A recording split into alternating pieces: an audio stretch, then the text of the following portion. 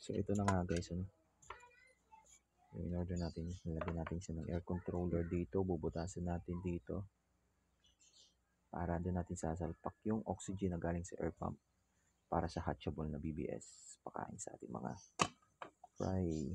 Tara, kunin natin yung air controller. Pagdagan natin siya.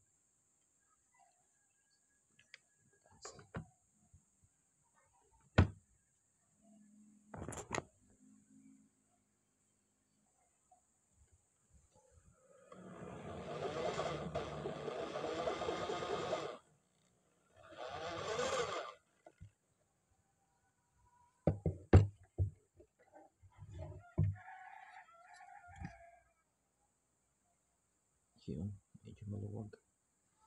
Kailangan natin siyang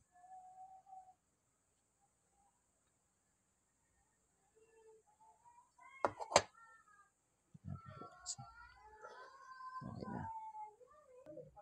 Okay na. Kailangan natin siyang dikitan. Dikit muna natin siya guys. Nilagyan natin siya ng silicone. Salpak natin.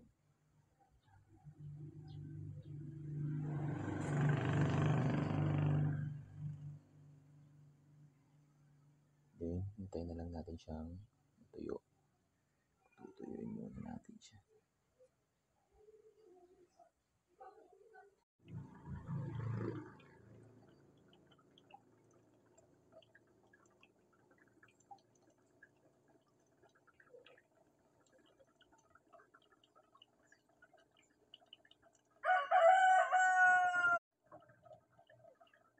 Ito na nga pala yung ating ginawa para sa BBS. Okay naman siya, wala naman siyang leak. Dinoble ko nga pala ito guys ng ano, stick glue